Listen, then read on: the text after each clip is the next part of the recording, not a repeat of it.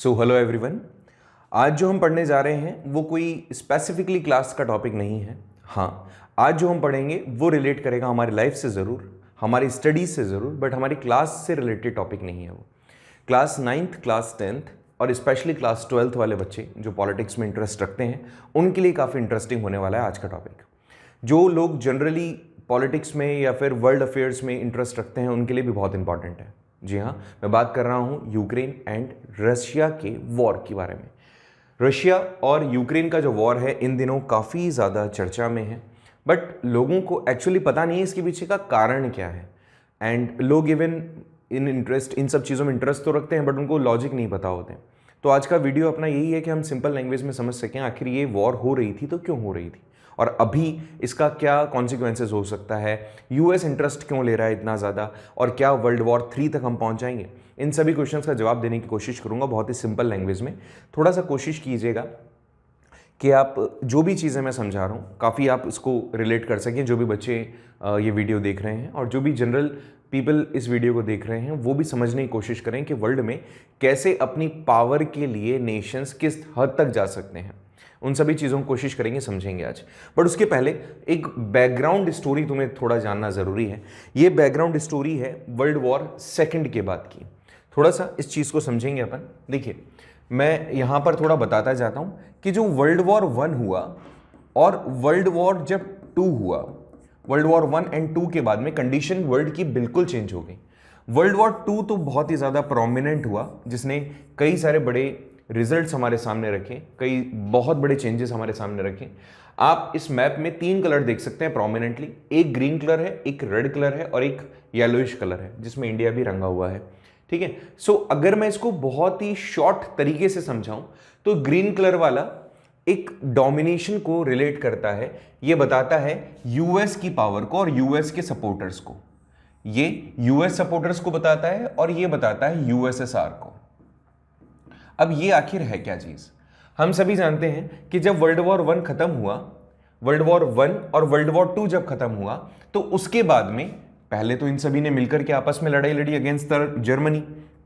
World war 2 के बाद में एक एरा शुरू हुआ जिसको हम कहते हैं cold war era. Cold war. अभी जो कोल्ड वॉर थी ये क्या थी, इसको ऐसे समझो कि जब यूएस, फ्रांस, रशिया और ब्रिटेन ने मिलकर के जर्मनी, इटली और जापान को हराया सेकेंड वर्ल्ड वॉर में, तो अब केवल 2 ही बड़े सुपर नेशंस बचे थे जो इकोनॉमिकली सर्वाइव कर सकते थे या जिनके पास में मिलिट्री पावर थी या किसी भी दूसरी तरीके की पावर। जब वर्ल्ड वॉर सेकंड हुआ, in short world war second के बाद में पूरा वर्ल्ड बिल्कुल डिजास्टर उसके अंदर आ गया। इकोनॉमिकली वो काफ़ी ज़्यादा खराब हो गए, उनके पास में पैसा नहीं बचा, मिलिट्री उनकी तबाह हो गई, उनके पास में जो भी उनका इकोनॉमिक ऑर्डर था वो भी डिस्ट्रॉय हो गया। बट 2 बड़े नेशन सर्वाइव कर गए, एक तो था यूएस और दूसरा था यूएसएसआर। ये यूएसएसआर जो था, आप ऐसे मान सकते हो जब रशिया के अंदर से राजा वहां से हटा, जब यहां से रशिया से राजा हट गया तो इन्होंने ग्रुप ऑफ कंट्रीज ने मिलकर के एक कम्युनिटी बना ली, that was USSR, United Soviet Socialist Republic. तो ये जो यूएसएसआर था ये और जो यूएस था ये 2 बच गए। अब इनके बीच में एक कॉन्फ्लिक्ट होना शुरू हो गया। ये बात बहुत ही ऑब्वियस है कि हम दोनों में से ज्यादा पावरफुल कौन। इसी चीज को देखते हुए इन दोनों के बीच में कश्मकश शुरू हो गई, लड़ाई नहीं हुई। I am talking about after the 1945। जो सेकेंड वर्ल्ड वॉर था उसकी शुरुआत 1939 में हुई थी, 1939 में, एंड जो ये एंड हुआ था 45 में हुआ था। 45 के बाद से ही इन दोनों के बीच में, जो कि पहले मिलकर के लड़ रहे थे सेकेंड वर्ल्ड वॉर में, अब ये दोनों एक दूसरे के अगेंस्ट में हो गए। ये लोग, जैसे यहां पे आपको डॉलर का सिंबल दिख रहा होगा, इनकी आइडियोलॉजी थी कैपिटलिस्ट आइडियोलॉजी और इनकी आइडियोलॉजी थी सोशलिस्ट आइडियोलॉजी, कम्युनिस्ट आइडियोलॉजी। अब हुआ क्या है, देखो ऐसे समझना। मैं थोड़ा सा बहुत ज्यादा बैकग्राउंड में जाके तुम्हें समझाने की कोशिश कर रहा हूं so that you can understood कि क्या यहां पर नेटो क्या है या एक ग्रुप क्या है और यूएस क्यों इसमें इंटरेस्ट ले रहा है। ठीक है, तो इनकी क्लैशेस यहां होना शुरू हुए और ये क्लैशेस बहुत लंबे टाइम तक चले। ये कोल्ड वॉर का जो टाइम था ये स्टार्ट हो जाता है जस्ट आफ्टर वर्ल्ड वॉर 2। ठीक है, 1945 से स्टार्ट हुआ और ये 1991 तक चला। इतना लंबा चला ये ड्यूरेशन। लेकिन इसमें हुआ क्या, इन दोनों ने एक दूसरे को सिर्फ डराया और कुछ नहीं हुआ। इन्होंने एक दूसरे को डराया, जैसे आप जब थोड़े और इस चीज को डीपली स्टडी करेंगे तो पता चलेगा कि एक दूसरे को न्यूक्लियर वेपन से डराया जा रहा था, लेकिन वॉर नहीं हुई, वॉर लाइक सिचुएशंस नहीं आई, क्योंकि कुछ ऐसे नेशंस भी थे, जैसे आपको ये येलोइश कलर में दिख रहे होंगे, इन्होंने डायरेक्टली मना कर दिया था that we will not take participation in it, आप जो भी कर रहे हो गलत कर रहे हो, ऐसा नहीं होना चाहिए, दैट्स इट। ठीक है, और ये लोग भी जानते थे कि अभी अभी हम इतना नुकसान झेल करके आए इनमें, तो हमें लड़ाई नहीं करनी। फाइनली ये जो यूएसएसआर था, इसकी पावर जो थी वो कम होने लगी। पावर कैसे कम होने लगी कि यूएसएसआर जो कि एक कई सारे कंट्रीज का ग्रुप था, इसके अंदर टुकड़े होने लग गए। बहुत सारे कॉजेस थे इसके कि यूएसएसआर जब बना तो कुछ छोटी कंट्रीज भी थी, पुअर कंट्रीज भी थी, उनका एक तरीके से खर्चा उठाना पड़ता था, उनको सपोर्ट करना होता था। भाई ग्रुप बनाया है तो सपोर्ट तो करोगी। तो ऐसे में इन्होंने क्या किया, यूएसएसआर की डिविजन्स होना शुरू हो गए। ये डिविजन्स 1991 दिसंबर के अंदर सबसे पहले सामने आए, दिसंबर 1991 में, जिसमें 3 बड़ी कंट्रीज सामने आई निकल करके। I try to show you. यहां पर देखिए, एक कंट्री तो आई सामने रशिया 1991 दिसंबर में, एक यूक्रेन और एक बेलारूस। ये 3 वो कंट्रीज थी जो सामने आती है। और इन्होंने क्या किया, सबसे पहले इनिशिएटिव लिया कि भैया अब हम यूएसएसआर से रिलेट नहीं करते, हम लोग अब अलग हैं एंड इंडिपेंडेंट हैं। ये बात आप याद रखें, यूरोप की दूसरी सबसे बड़ी कंट्री काउंट की जाती है यूएसएसआर को। रशिया तो तुम जानते ही हो सबसे ज्यादा पावरफुल है। यहां तक मेरे हिसाब से तुम्हें कोई तकलीफ नहीं होगी। आगे देखिए, आपको यहां एक चीज और समझनी जरूरी है कि ये जो यूएसएसआर था ये टूटा क्यों, ठीक है, और यूएसएसआर के टूटने से किसको फायदा हुआ। सबसे पहले आप एक बात बहुत अच्छे से जान जाएं कि ये जो कंट्री है ना यूएस, इसकी पावर हमेशा से रही। अच्छा, आप ऐसा भी सुनते होंगे ना कि सबसे ज्यादा दुनिया में पावरफुल यूएस है, तो वो यहीं से निकला था। जब वर्ल्ड वॉर सेकेंड एंड हो गया था, कोल्ड वॉर एरा शुरू हो गया था, तो 2 सुपर पावर बची थी, एक बची थी यूएस और एक दूसरी थी आपकी यूएसएसआर। तो ऐसे में हुआ क्या, जब यूएसएसआर टूट गया, जब यूएसएसआर के अंदर से कंट्रीज अलग होना शुरू हुई, तो दुनिया में केवल एक ही पावर बची, वो था यूएस। और यहां से यूएस का मतलब आप कह सकते हो हेग्जामोनी जो था वो स्टार्ट हो गया एक तरीके से। यहां पर आप देखें, ये है आपका यूएसएसआर। यूएसएसआर में लगभग उस टाइम पर 15 कंट्रीज हुआ करती थी, जिसमें सबसे बड़ा हिस्सा था रशिया का। ठीक है, रशियन टेरिटरीज के बाद में भी बहुत सारी टेरिटरीज यहां ऐसी थी जो कि अपने लिए स्ट्रगल कर रही थी।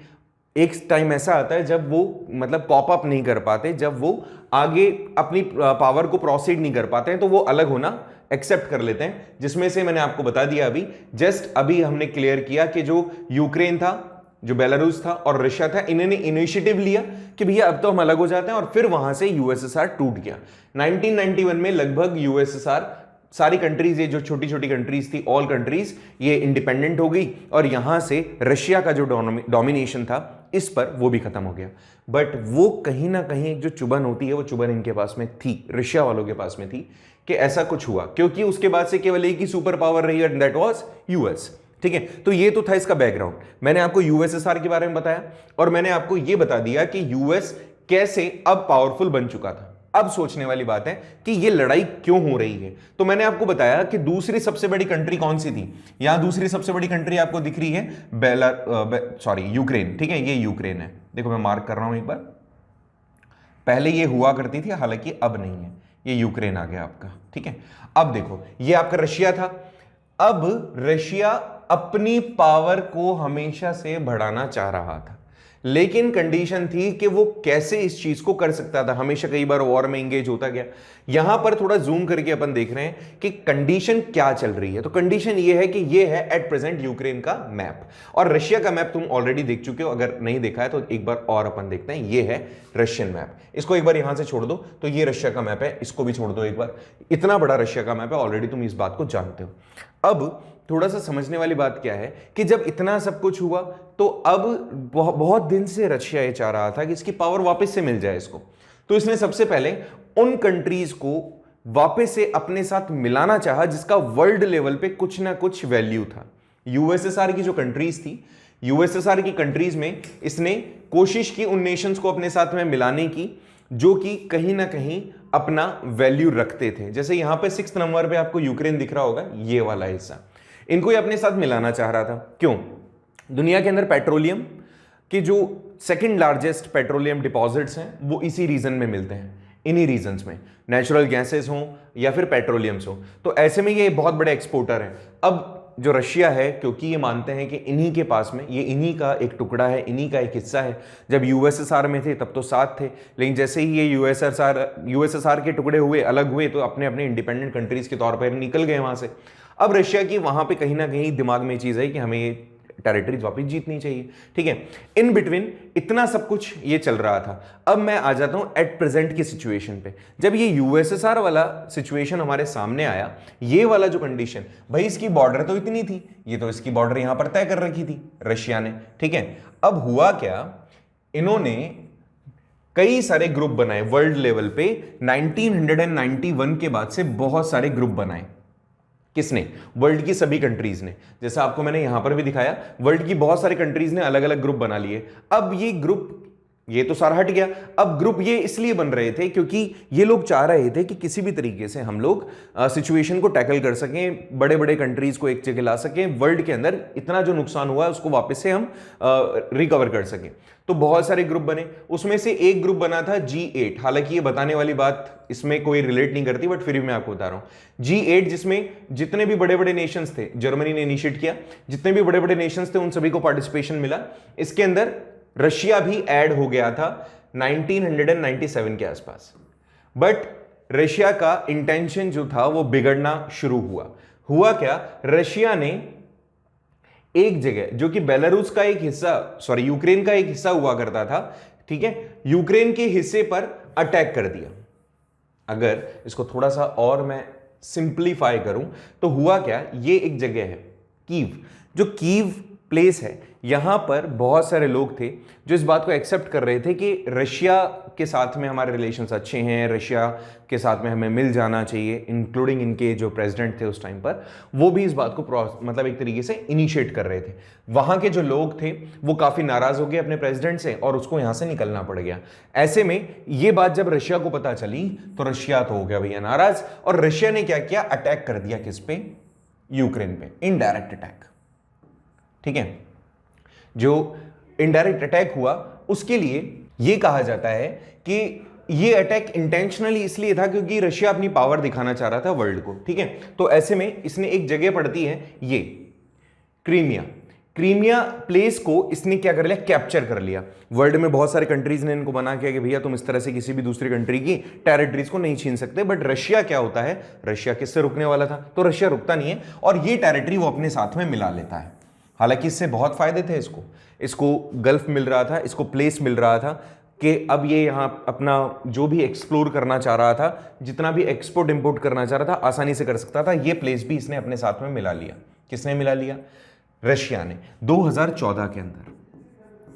अब यहां से शुरुआत होती है जब वर्ल्ड के कहने के बावजूद भी रशिया ने इन्वेड किया अपने नेबरिंग कंट्री यूक्रेन को, क्योंकि रशिया तो ये मानता है कि यूक्रेन तो हमारा ही हिस्सा था। तो बात सिंपल सी थी कि यहां से एक बहुत बड़ा बोल सकते हो कॉन्फ्लिक्ट की शुरुआत हो गई थी जब रशिया ने किसी दूसरी टेरिटरी को अपने अंदर मिला लिया, इन्वेड कर लिया। यहां से जब ये बात सबको पता चली तो जो G8 था उसमें से रशिया को बाहर कर दिया गया और वहां पर बच गए अब G7 नेशंस। यहां से 2014 के अंदर, शायद मार्च का मंथ था, मार्च मंथ में 2014 के अंदर रशिया को निकाल दिया गया, एक तरीके से बहिष्कार कर दिया गया रशिया का।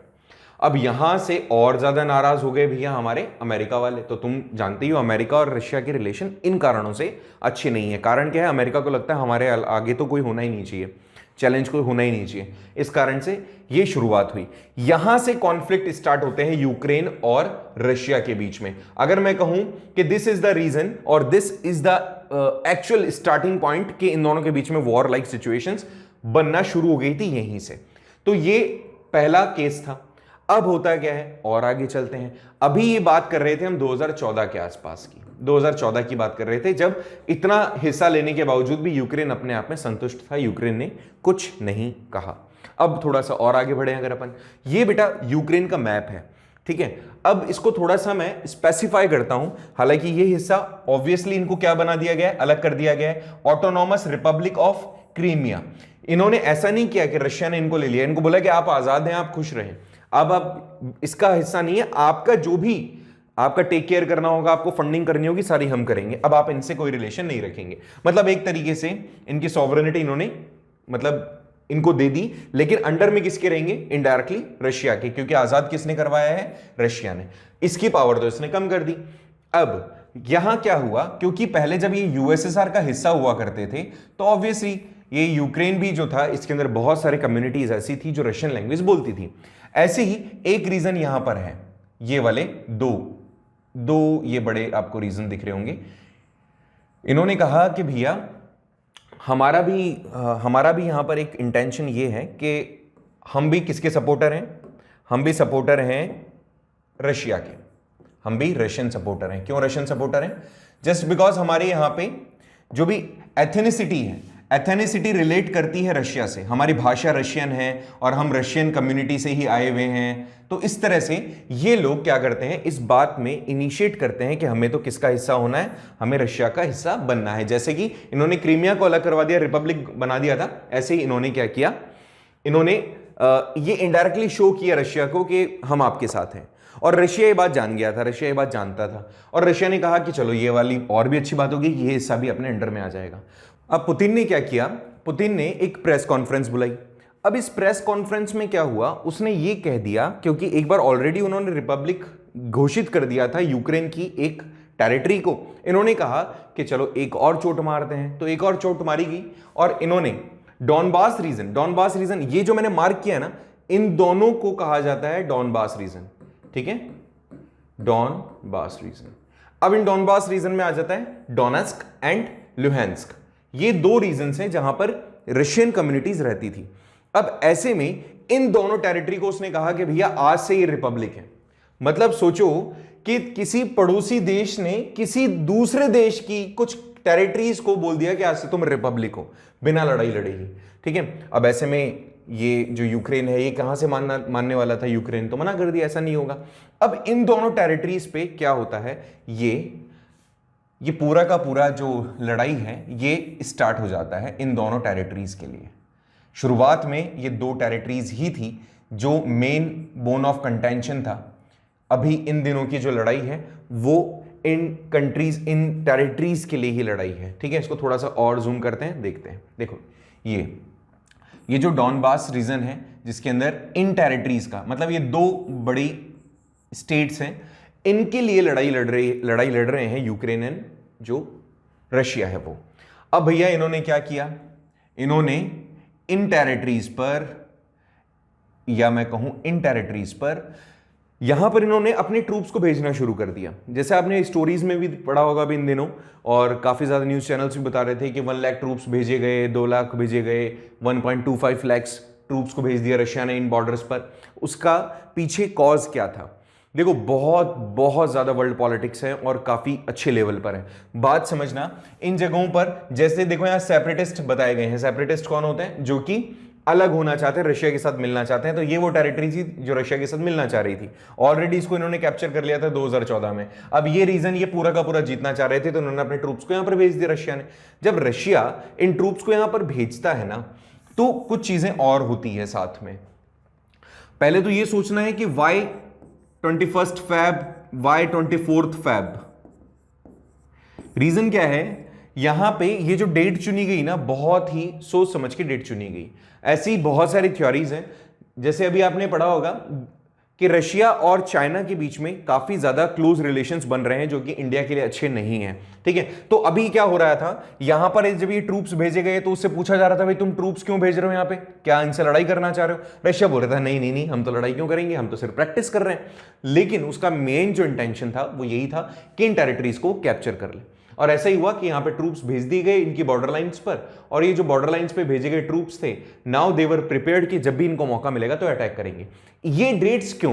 क्योंकि याद रखें आप, इसको रशिया को जो सपोर्ट मिल रहा था वो मिल रहा था इसकी बहुत ही नजदीक जो एक नेबर था वो था चाइना। चाइना से इनको सपोर्ट मिलना शुरू हुआ। चाइना के अंदर बीजिंग ओलंपिक्स चल रहे थे, अभी जो विंटर ओलंपिक्स होते हैं वो चल रहे थे, और वो 20 फैब को खत्म हुए।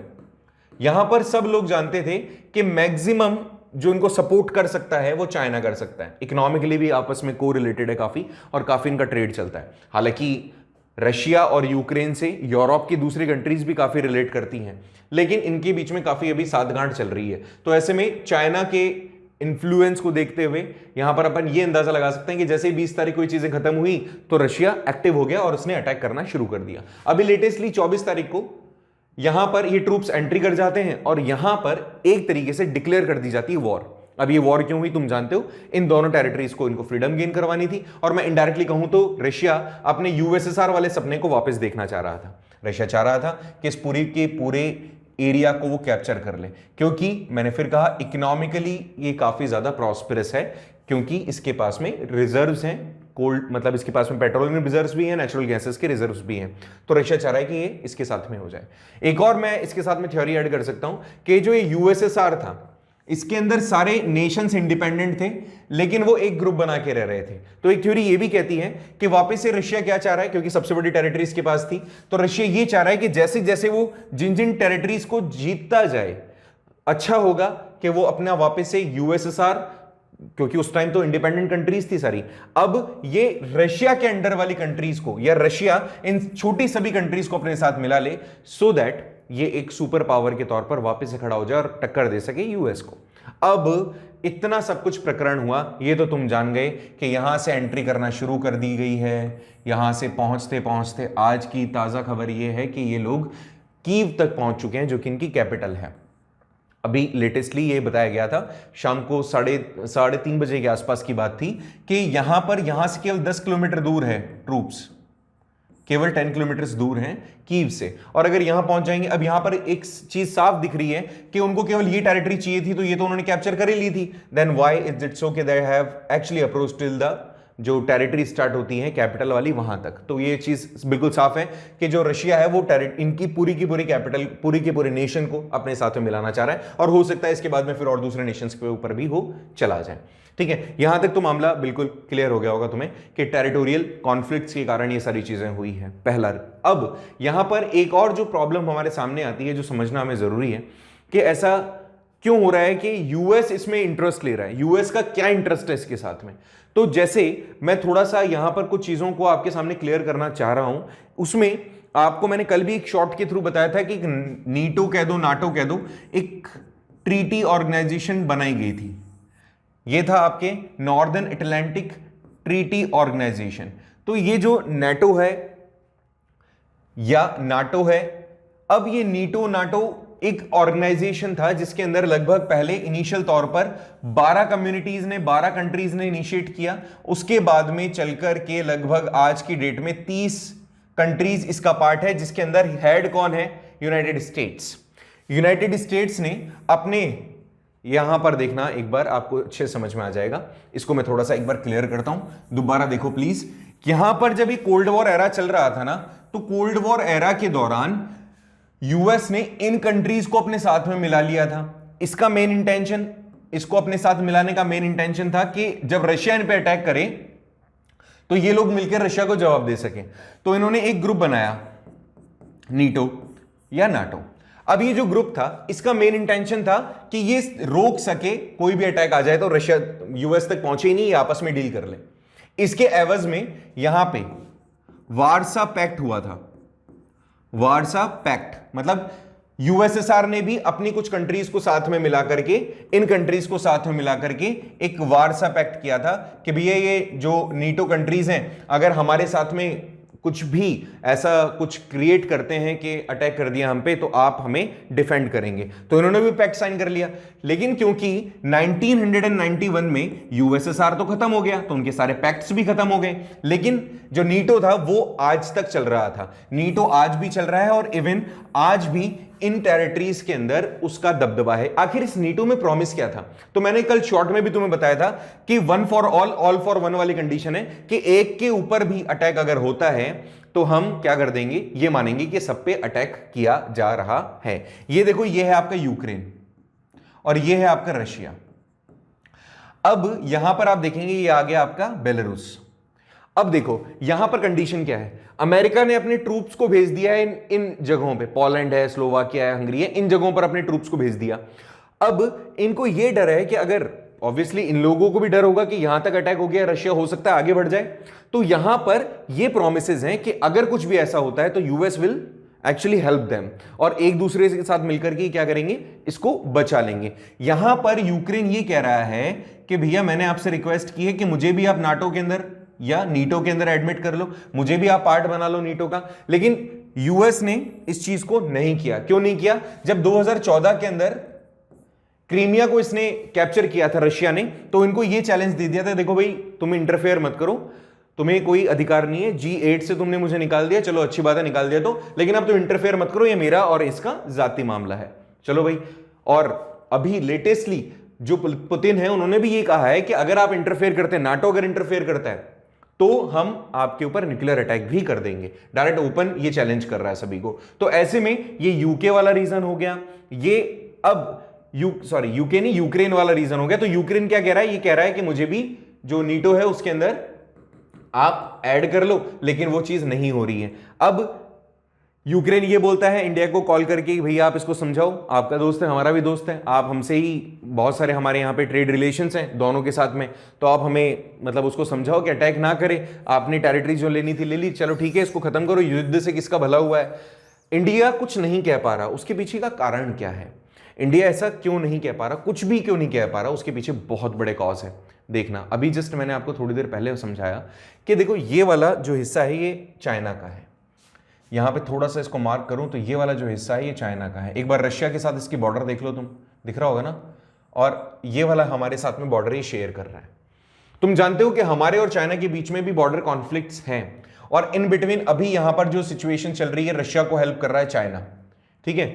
अगर इंडिया कुछ भी कहता है नेगेटिव, इसको कुछ भी नेगेटिव कहता है, तो ऐसे में ऑब्वियसली अभी चाइना उसकी हेल्प कर रहा है, तो नेक्स्ट टाइम जब कभी कॉन्फ्लिक्ट होगा तो चाइना की हेल्प करेगा रशिया, और हमारा एक ही तो दोस्त है दुनिया में, तो रशिया को फिर हम ये नहीं कह पाएंगे तुम हमारी हेल्प करो, क्योंकि अभी जो उसकी वॉर चल रही है उसमें चाइना उसकी हेल्प कर रहा है। हालांकि चाइना कभी भी किसी का नहीं हुआ, चाइना कोल्ड वॉर के दौरान भी कहता था कि मैं रशिया के साथ हूं, बट इनडायरेक्टली पीछे से वो किसकी हेल्प कर रहा था? यूएस की, और ये सब बात जानते हैं अच्छे से। तो यहां पर कंडीशन क्या है? अभी इन दोनों के साथ में बहुत अच्छा इनका बॉन्ड चल रहा है, और ऐसे में हम इनको केवल रिक्वेस्ट कर पा रहे हैं कि लड़ाई से किसी का भला नहीं हुआ, आप बैठ करके आपस में दोनों बातचीत कर लीजिए। और इंडिया के साथ अगर कुछ ऐसा होता है कि इंडिया इस कॉन्फ्लिक्ट के अंदर इन्वॉल्व हो जाता है या वर्ल्ड वॉर 3 लाइक सिचुएशन हो जाती है, तो बहुत दिक्कत हो जाएगी।